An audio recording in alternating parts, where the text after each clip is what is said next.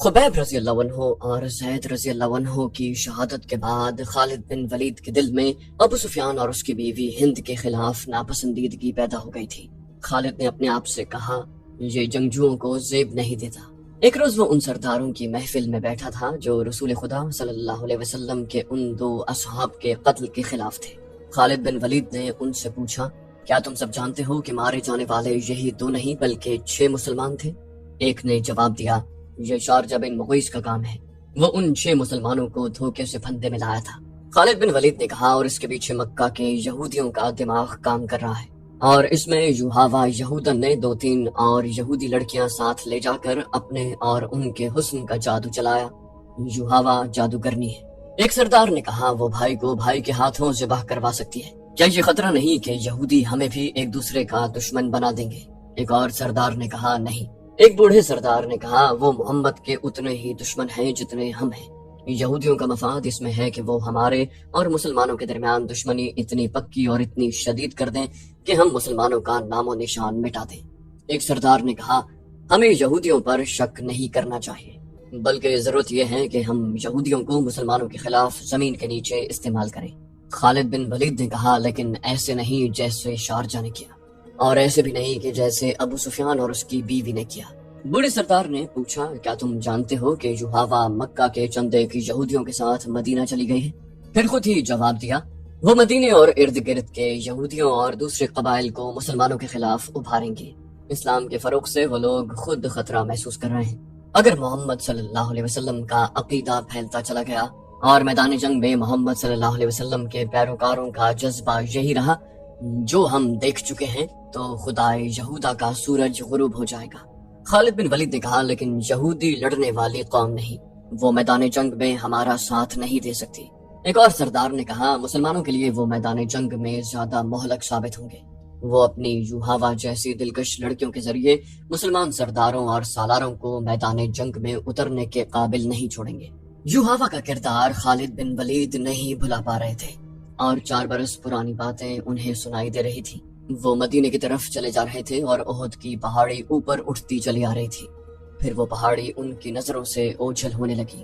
ان کا گھوڑا گھاٹی اتر رہا تھا۔ یہ کوئی 1 میل لمبا اور 1.5-2 فرلانگ چوڑا نشیب تھا۔ اس میں کہیں کہیں مخروطی ٹیلے کھڑے تھے، یہ ریتلی مٹی کے تھے۔ خالد کو دوڑتے قدموں کی آہٹ سنائی دی۔ انہوں نے چونک کر ادھر دیکھا اور ان کے ہاتھ تلوار کے دستے پر چلے گئے۔ وہ 4-5 غزال تھے جو ان سے نیچے دوڑتے جا رہے تھے۔ کچھ دور جا کر ایک غزال نے دوسرے غزال کے پہلو میں ٹکر ماری، پھر دونوں غزال آمنے سامنے آ گئے اور ان کے سر ٹکرانے لگے۔ دوسرے غزال انہیں دیکھنے رک گئے۔ خالد بن ولید انہیں دیکھتے رہے۔ اتنے خوبصورت جانور آپس میں لڑتے اچھے نہیں لگتے۔ ایک تماشائی غزال نے خالد بن ولید کے گھوڑے کو دیکھ لیا۔ اس نے گردن تانی اور کھر زمین پر مارا۔ لڑنے والے غزال جہاں تھے وہیں ساقط و جامد ہو گئے، اور پھر تمام غزال ایک طرف بھاگ کھڑے ہوئے اور خالد بن ولید کی نظروں سے اوجھل ہو گئے۔ قریش کے سردار 2 گروہوں میں بٹ گئے تھے۔ ان کی آپس میں دشمنی پیدا نہیں ہوئی تھی، لیکن پیار محبت اتحاد والی پہلی سی بات نہیں تھی۔ خالد بن ولید کو یاد آ رہا تھا کہ سب ابو سفیان کی سرداری اور سالاری کو تسلیم کرتے تھے، لیکن کھچاؤ سا پیدا ہو گیا تھا۔ جب اتحاد کی ضرورت تھی اس وقت اہل قریش نفاق کے راستے پر چل نکلے تھے۔ خالد کو یہ صورتحال سخت ناگوار گزرتی تھی۔ خالد بن ولید نے ایک روز ابو سفیان سے کہا تھا، کیا آپ کو معلوم نہیں کہ آپس کا نفاق دشمن کو تقویت دیا کرتا ہے؟ کیا آپ نے کبھی سوچا ہے کہ اس نفاق کو اتفاق میں کس طرح بدلا جا سکتا ہے؟ ابو سفیان نے اکتائے ہوئے سے لہجے میں کہا، بہت سوچا ہے خالد، بہت سوچا ہے۔ سب مجھے پہلے کی طرح ملتے ہیں، لیکن میں محسوس کرتا ہوں کہ بعض کے دل صاف نہیں۔ کیا تم کوئی صورت پیدا کر سکتے ہو کہ دلوں سے میل نکالا جائے؟ خالد بن ولید نے کہا، ہاں میں نے ایک صورت سوچ رکھی ہے، میں یہی تجویز آپ کے سامنے لا رہا ہوں۔ جن سرداروں کے دلوں میں میل پیدا ہو گئی ہے وہ اب سمجھنے لگے ہیں کہ ہم نام کے جنگجو رہ گئے ہیں اور ہم نے مسلمانوں کا ڈر اپنے دلوں میں بٹھا لیا ہے۔ شارجہ نے 6 مسلمانوں کو دھوکہ دے کر اور ان میں سے 2 کو آپ کے ہاتھوں مروا کر ہماری شکل و صورت ہی بدل ڈالی ہے۔ اس کا علاج یہ ہے کہ ہم مدینے پر حملہ کریں یا مسلمانوں کو کہیں للکاریں اور ثابت کر دیں کہ ہم جنگجو ہیں اور ہم مسلمانوں کو ختم کر کے ہی دم لیں گے۔ ابو سفیان نے کہا تھا، ہمارے پاس جواز موجود ہے۔ میں نے احد کی لڑائی میں آخر میں محمد کو للکار کر کہا تھا کہ تم نے بدر میں ہمیں شکست دی تھی، ہم نے احد کی پہاڑی کے دامن میں انتقام لے لیا۔ میں نے محمد سے یہ بھی کہا تھا کہ قریش کے سینوں میں انتقام کی آگ چل رہی ہے، ہم اگلے سال تمہیں بدر کے مقام پر للکاریں گے۔ خالد بن ولید نے کہا، ہاں مجھے یاد ہے۔ ادھر سے عمر بن الخطاب کی آواز آئی تھی۔ اس نے کہا تھا کہ ہمارے اللہ نے چاہا تو ہماری اگلی ملاقات بدر کے میدان میں ہی ہوگی۔ ابو سفیان نے کہا، آواز تو عمر کی تھی لیکن الفاظ محمد کے تھے صلی اللہ علیہ وسلم۔ محمد صلی اللہ علیہ وسلم بہت زخمی تھے، وہ اونچی آواز میں بول نہیں سکتے تھے۔ میں انہیں پیغام بھیجتا ہوں کہ فلاں دن بدر کے میدان میں آ جاؤ اور اپنے انجام کو پہنچو۔ دونوں نے ایک دن مقرر کر لیا اور فیصلہ کیا کہ کسی یہودی کو مدینہ بھیجا جائے۔ دوسرے ہی دن ابو سفیان نے قریش کے تمام سرداروں کو اپنے ہاں بلایا اور بڑے جوش و خروش کے ساتھ اعلان کیا کہ وہ مسلمانوں کو بدر کے میدان میں للکار رہا ہے۔ قریش یہی خبر سننے کے منتظر تھے، انہیں اپنے عزیزوں کے خون کا انتقام لینا تھا۔ ان کے دلوں میں رسول اللہ صلی اللہ علیہ وسلم کی نفرت بارود کی طرح بھری ہوئی تھی جو ایک چنگاری کی منتظر تھی۔ وہ کہتے تھے کہ محمد صلی اللہ علیہ وسلم نے باپ بیٹے کو اور بھائی بھائی کو ایک دوسرے کا دشمن بنا دیا ہے۔ ابو سفیان کے اس اعلان نے سب کے دل صاف کر دیے اور وہ جنگی تیاریوں کی باتیں کرنے لگے۔ ایک دانش مند یہودی کو پیغام دیا گیا کہ وہ مدینے جا کر نبی کریم صلی اللہ علیہ وآلہ وسلم کو پہنچا دے اور جواب لے آئے۔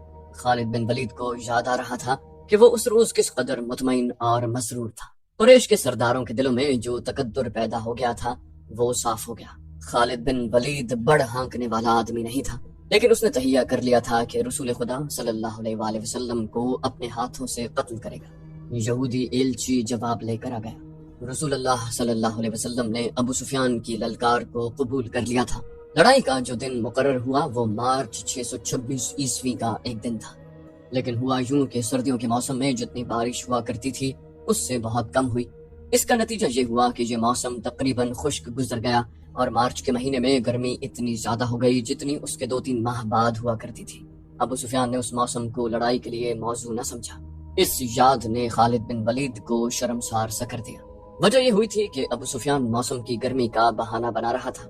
مشہور مورخ ابن سعد لکھتا ہے کہ ابو سفیان نے قریش کے سرداروں کو بلا کر کہا کہ وہ کوچ سے پہلے مسلمانوں کو خوفزدہ کرنا چاہتا ہے۔ اس نے یہودیوں کی خدمات حاصل کی اور انہیں خاصی اجرت دے کر تاجروں کے بھیس میں مدینے بھیج دیا۔ انہیں ابو سفیان نے یہ کام سونپا تھا کہ وہ مدینے میں یہ افواہ پھیلائیں کہ قریش اتنی زیادہ تعداد میں بدر کے میدان میں آ رہے ہیں کہ جو مسلمانوں نے پہلے کبھی نہیں دیکھی۔ اس مورخ کے مطابق مدینہ میں اس افواہ کو سچ مانا گیا اور مسلمانوں کے چہروں پر اس کے اثرات بھی دیکھے گئے۔ جب رسول کریم صلی اللہ علیہ وسلم تک یہ افواہ پہنچی اور یہ اطلاع بھی کہ بعض مسلمانوں پر خوف و ہراس کے اثرات دیکھے گئے ہیں، تو رسول کریم صلی اللہ علیہ وسلم نے باہر آ کر لوگوں کو جمع کیا اور اعلان کیا، کیا اللہ کے نام لیوا صرف یہ سن کر ڈر گئے ہیں کہ قریش کی تعداد زیادہ ہوگی؟ کیا اللہ سے ڈرنے والے آج بتوں کے پجاریوں سے ڈر گئے ہیں؟ اگر تم قریش سے اس قدر ڈر گئے ہو کہ ان کی للکار پر تم منہ موڑ گئے ہو تو مجھے قسم ہے خدا ذوالجلال کی جس نے مجھے رسالت کی ذمہ داری سونپی ہے، میں بدر کے میدان میں اکیلا جاؤں گا۔ رسول خدا صلی اللہ علیہ وسلم کچھ اور بھی کہنا چاہتے تھے، لیکن رسالت مآب صلی اللہ علیہ وسلم کے شہدائیوں نے نعروں سے آسمان کو ہلا دیا۔ یہ سراغ نہ مل سکا کہ افواہ کس نے اڑائی تھی، لیکن رسول اللہ صلی اللہ علیہ وسلم کی پکار پر قریش کی پھیلائی ہوئی افواہ کے اثرات زائل ہو گئے اور مسلمان جنگی تیاریوں میں مصروف ہو گئے۔ دن تھوڑے سے رہ گئے تھے۔ کوچ کے وقت مسلمانوں کی تعداد 1,500 تھی۔ ان میں صرف 50 گھڑ سوار تھے۔ جن یہودیوں کو افواہ پھیلانے کے لیے مدینہ بھیجا گیا تھا انہوں نے واپس آ کر بتایا تھا کہ افواہ نے پہلے پورا کام کیا تھا، لیکن ایک روز محمد صلی اللہ علیہ وسلم نے مسلمانوں کو اکٹھا کر کے چند ہی الفاظ کہے تو مسلمان بدر کو کوچ کے لیے تیار ہو گئے۔ ان کی تعداد مدینے میں ہماری موجودگی تک 1,500 تک پہنچ گئی تھی۔ ہمارا خیال ہے کہ تعداد اس سے کم یا زیادہ نہیں ہوگی۔ آج مدینے کو چاہتے ہوئے اس واقعے کی یاد نے خالد بن ولید کو اس لیے شرمسار کر دیا کہ وہ اس وقت محسوس کرنے لگے تھے کہ ابو سفیان کسی نہ کسی وجہ سے مسلمانوں کے سامنے جانے سے ہچکچا رہا ہے۔ خالد بن ولید کو جب مسلمانوں کی تعداد کا پتہ چلا تو وہ بھڑکا بپھرا ہوا ابو سفیان کے پاس گیا۔ خالد بن ولید نے اسے کہا، ابو سفیان، سردار کی اطاعت ہمارا فرض ہے۔ میں اہل قریش میں سردار کی حکم وطولی کی روایت قائم نہیں کرنا چاہتا، لیکن مجھے قریش کی عظمت کا بھی خیال ہے۔ آپ اپنے رویے کو تبدیل کرنے کی کوشش کریں، کہیں ایسا نہ ہو کہ قبیلہ قریش کی عظمت کا احساس مجھ میں اتنا زیادہ ہو جائے کہ میں آپ کے حکم اور رویے کی طرف توجہ ہی نہ دوں۔ ابو سفیان نے پوچھا، کیا تم نے سنا نہیں تھا کہ میں نے یہودیوں کو مدینے کیوں بھیجا؟ میں مسلمانوں کو ڈرانا چاہتا تھا۔ خالد بن ولید نے اس کی بات پوری ہونے سے پہلے کہا، ابو سفیان، لڑنے والے ڈرا نہیں کرتے۔ کیا آپ نے مسلمانوں کو قلیل تعداد میں لڑتے ہوئے نہیں دیکھا؟ کیا آپ نے خبیب اور زید کو اہل قریش کی برچھوں کے سامنے کھڑے ہو کر نعرے لگاتے نہیں سنا تھا؟ میں آپ سے صرف یہ کہنے آیا ہوں کہ اپنی سرداری کا احترام کریں اور بدر کوچ کی تیاری کریں۔ دوسرے ہی دن مکے میں یہ خبر پہنچی کہ مسلمان مدینہ سے بدر کی طرف کوچ کر گئے ہیں۔ اب ابو سفیان کے لیے اس کے سوا اور کوئی راستہ نہیں رہ گیا تھا کہ وہ کوچ کا حکم دے۔ قریش کی جو تعداد بدر کو کوچ کے لیے تیار ہوئی وہ 2000 تھی اور 100 گھڑ سوار اس کے علاوہ تھے۔ قیادت ابو سفیان کی تھی اور اس کے ماتحت خالد، اکرمہ اور صفوان نائب سالار تھے۔ حسب معمول ابو سفیان کی بیوی ہند اور اس کی چند ایک کنیزیں اور گانے بجانے والی عورتیں بھی ساتھ تھیں۔ مسلمان رسول کریم صلی اللہ علیہ وسلم کی قیادت میں 4 اپریل 626 عیسوی بمطابق یکم ذیقعد 4 ہجری کے روز بدر کے میدان میں پہنچ گئے۔ قریش ابھی اسفان کے مقام تک پہنچے تھے۔ انہوں نے وہیں رات بھر کے لیے پڑاؤ کیا۔ الصبح ان کی روانگی تھی، لیکن صبح طلوع ہوتے ہی ابو سفیان نے اپنے لشکر کو کوچ کا حکم دینے کی بجائے اکٹھا کیا اور لشکر سے یوں مخاطب ہوا: قریش کے بہادروں، مسلمان تمہارے نام سے ڈرتے ہیں، اب ان کے ساتھ ہماری جنگ فیصلہ کن ہوگی۔ ان مٹھی بھر مسلمانوں کا ہم نام و نشان مٹا دیں گے، نہ محمد اس دنیا میں رہے گا نہ کوئی اس کا نام لینے والا، لیکن ہم ایسے حالات میں لڑنے جا رہے ہیں جو ہمارے خلاف جا سکتے ہیں اور ہماری شکست کا باعث بن سکتے ہیں۔ تم دیکھ رہے ہو کہ ہم اپنے ساتھ پورا اناج نہیں لا سکے، مزید اناج ملنے کی امید بھی نہیں، کیونکہ خشک سالی نے قحط کی صورت پیدا کر دی ہے۔ پھر اس گرمی کو دیکھو، میں نہیں چاہتا کہ میں اپنے بہادروں کو بھوکا اور پیاسا مروا دوں۔ میں فیصلہ کن جنگ کے لیے موزوں حالات کا انتظار کروں گا۔ ہم آگے نہیں جائیں گے، مکہ کو کوچ کرو۔ خالد بن ولید کو یاد آ رہا تھا کہ قریش کے لشکر نے 2 طرح کے نعرے بلند کیے۔ ایک ان کے نعرے تھے جو انہی حالات میں مسلمانوں کے خلاف لڑنے کا عزم کیے ہوئے تھے، دوسرے نعرے ابو سفیان کے فیصلے کی تائید میں تھے، لیکن حکم سب کو ماننا تھا۔ خالد، اکرمہ اور صفوان نے ابو سفیان کا یہ حکم ماننے سے انکار کر دیا، لیکن ابو سفیان پر ان کے احتجاج کا کوئی اثر نہ ہوا۔ ان تینوں نائب سالاروں نے یہ جائزہ بھی لیا کہ کتنے آدمی ان کے ساتھ رہتے ہیں۔ یہ جائزہ ان کے خلاف ثابت ہوا۔ لشکر کی اکثریت ابو سفیان کے حکم پر مکے کی طرف کوچ کر گئی۔ خالد اور اس کے دوسرے ساتھیوں کو مجبوراً لشکر کے پیچھے پیچھے آنا پڑا۔ خالد کو وہ لمحہ یاد آ رہا تھا جب وہ اہل قریش کے لشکر کے پیچھے پیچھے اکرمہ اور صفوان کے ساتھ مکے کو چلا جا رہا تھا۔ اس کا سر جھکا ہوا تھا۔ یہ تینوں ایک دوسرے کی طرف دیکھ بھی نہیں رہے تھے، جیسے ایک دوسرے سے شرمسار ہو۔ خالد کو بار بار یہ خیال آتا تھا کہ لڑائی میں اس کی ایک ٹانگ کٹ جاتی، بازو کٹ جاتے، اس کی دونوں آنکھیں ضائع ہو جاتی تو اسے یہ دکھ نہ ہوتا جو بغیر لڑے واپس جانے سے ہو رہا تھا۔ اس وقت وہ اس طرح محسوس کر رہا تھا جیسے اس کی ذات مٹ چکی ہو اور گھوڑے پر اس کی لاش مکہ کو واپس جا رہی ہو۔ نبی کریم صلی اللہ علیہ وآلہ وسلم کا قتل اس کا عزم اور عہد تھا جو وہ پورا کیے بغیر واپس آ رہا تھا۔ یہ عزم بچھو بن کر اسے ڈس رہا تھا۔ اسے بہت کچھ یاد آ رہا تھا، یادوں کا ایک ریلا تھا جو ختم نہیں ہو رہا تھا۔ اسے یہودیوں کے تینوں قبیلے بنو نذیر، بنو قریظہ اور بنو قینقاع یاد آئے۔ انہوں نے جب دیکھا کہ قریش مسلمانوں کے خلاف لڑنے سے منہ موڑ گئے ہیں تو وہ سرگرم ہو گئے۔ یہودیوں نے مسلمانوں کے خلاف زمیں دوز کارروائیاں شروع کی، مکہ گئے اور قریش کو مسلمانوں کے خلاف بھڑکایا، مگر قریش کا سردار ابو سفیان ٹس سے مس نہ ہوا۔ خالد کو معلوم نہ ہو سکا کہ ابو سفیان کے دل میں کیا ہے اور وہ مسلمانوں سے لڑنے سے کیوں گھبراتا ہے۔ اسی سال کے موسم سرما کے اوائل میں خیبر کے چند ایک سرکردہ یہودی مکہ گئے۔ ان کا سردار ہویئی بن اخطب تھا۔ یہ شخص یہودیوں کے قبیلے بنو نذیر کا سردار بھی تھا۔ یہودیوں کے پاس زر و جواہرات کے خزانے تھے۔ وہ چند ایک یہودی ابو سفیان اور قریش کے دیگر سرداروں کے لیے بیش قیمت تحفے لے کر گئے۔ ان کے ساتھ حسین و جمیل لڑکیوں کا طائفہ بھی تھا۔ مکہ میں یہ یہودی ابو سفیان سے ملے، اسے تحفے پیش کیے اور رات کو اپنے طائفہ کا رقص بھی دکھایا۔ اس کے بعد ہویئی بن اخطب نے ابو سفیان سے خالد، اکرمہ اور صفوان کی موجودگی میں کہا کہ انہوں نے مسلمانوں کو ختم نہ کیا اور ان کے بڑھتے ہوئے قدم نہ روکے تو وہ یمامہ تک پہنچ جائیں گے۔ اگر وہ اس میں کامیاب ہو گئے تو قریش کے لیے وہ تجارتی راستہ ہمیشہ کے لیے بند ہو جائے گا جو بحرین اور عراق کی طرف جاتا ہے۔ ہویئی بن اخطب نے کہا، قریش کے لیے یہ راستہ شہرک کی حیثیت رکھتا ہے، اگر آپ ہمارا ساتھ دیں تو ہم مسلمانوں کے خلاف خفیہ کارروائیاں شروع کر دیں گے۔ ابو سفیان نے کہا، ہم مسلمانوں سے دگنے تھے تو بھی انہیں شکست نہ دے سکے، ان سے 3 گنا تعداد میں ان سے لڑے تو بھی انہیں شکست نہ دے سکے۔ اگر چند اور قبیلے ہمارے ساتھ مل جائیں تو ہم مسلمانوں کو ہمیشہ کے لیے ختم کر سکتے ہیں۔ ہویئی بن اخطب نے کہا، ہم نے یہ انتظام پہلے ہی کر دیا ہے، قبیلہ غطفان اور بنو اسد آپ کے ساتھ ہوں گے۔ چند اور قبیلے ہماری کوششوں سے آپ کے ساتھ آ جائیں گے۔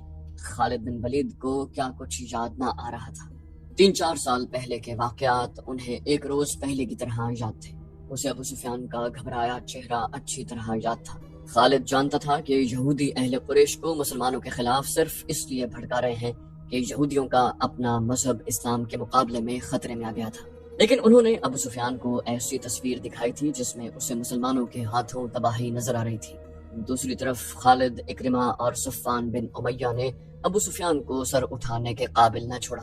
وہ ابو سفیان سے کہتے، ہم آپ کو اپنا سردار تسلیم کرتے ہیں، لیکن آپ یہ تسلیم کریں کہ آپ بزدل ہیں۔ اگر مسلمان موسم کی خرابی اور قحط میں لڑنے کے لیے آ گئے تھے تو ہم بھی لڑ سکتے تھے، آپ نے جھوٹ بول کر ہمیں دھوکہ دیا۔ ابو سفیان بزدل ہے۔ ابو سفیان نے پورے قبیلے کو بزدل بنا دیا ہے۔ اب محمد صلی اللہ علیہ وسلم کے چیلے ہمارے سر پر کودیں گے۔ اور ایسی بہت سی طنز اور غصے میں بھری ہوئی آوازیں مکہ کے گلی کوچوں میں گشت کرتی رہی۔ ان آوازوں کے پیچھے یہودیوں کا دماغ بھی کام کر رہا تھا، لیکن اہل قریش کی غیرت اور ان کا جذبہ انتقام انہیں چین سے بیٹھنے نہیں دیتا تھا۔ ابو سفیان اس حال تک پہنچ گیا کہ اس نے باہر نکلنا ہی چھوڑ دیا۔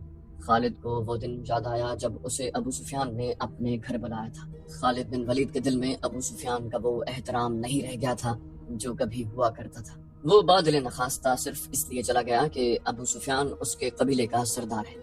وہ ابو سفیان کے گھر گیا تو وہاں اکرمہ اور صفوان بھی بیٹھے ہوئے تھے۔ ابو سفیان نے کہا، خالد، میں نے مدینے پر حملے کا فیصلہ کر لیا ہے۔ خالد بن ولید کو ایسا محسوس ہوا جیسے اس نے غلط سنا ہے۔ اس نے اکرمہ اور صفوان کی طرف دیکھا، ان دونوں کے ہونٹوں پر مسکراہٹ آ گئی۔ ابو سفیان نے کہا، ہاں خالد، جس قدر جلدی ہو سکے لوگوں کو مدینے پر حملے کے لیے تیار کر لو۔ یہودیوں نے جن قبائل کو قریش کا ساتھ دینے کے لیے تیار کیا تھا ان سب کی طرف پیغام بھیج دیے گئے۔ یہ فروری 627 عیسوی کے آغاز کے دن تھے۔ مختلف قبائل کے لڑاکا دستے مکہ میں جمع ہونے لگے۔ ان قبائل میں سب سے زیادہ فوج غطفان کی تھی، اس کی تعداد 3000 تھی۔ 700 آدمی بنو سلیم نے بھیجے۔ بنو اسد نے بھی خاصی فوج بھیجی تھی جس کا سالار طلحہ بن خویلد تھا۔ قریش کی اپنی فوج کی تعداد 4000 پیادہ اور 300 گھڑ سوار اور 1500 شتر سوار تھی۔ اس پورے لشکر کی تعداد جو مدینے پر فوج کشی کے لیے جا رہی تھی کل 10,000 تھی۔ اس کی کمان ابو سفیان کے ہاتھ میں تھی۔ ابو سفیان نے اس متحدہ فوج کو جمعیت القبائل کہا تھا۔ ان میں سے کچھ قبائل مکہ میں نہیں آئے تھے۔ انہوں نے اطلاع دی تھی کہ جب لشکر مکے سے روانہ ہوگا تو وہ اپنی اپنی بستی سے کوچ کر جائیں گے اور راستے میں لشکر سے مل جائیں گے۔ خالد بن ولید کو آج وہ وقت یاد آ رہا تھا جب اس نے مکے سے کوچ کیا تھا۔ لشکر کا تیسرا حصہ ان کی کمان میں تھا۔ اس نے ایک ٹیکری پر گھوڑا چڑھا کر وہاں سے اس تمام لشکر کو دیکھا۔ اسے لشکر کے دونوں سرے نظر نہیں آ رہے تھے۔ دف اور نفریاں اور شہنائیاں اور لشکر کی مترنم آواز جو ایک ہی آواز لگتی تھی خالد کے خون کو گرما رہی تھی۔ اس نے گردن تان کر اپنے آپ سے کہا تھا، مسلمان پس کے رہ جائیں گے، اسلام کے ذرے عرب کی ریت میں مل کر ہمیشہ کے لیے فنا ہو جائیں گے۔ یہ اس کا عزم تھا۔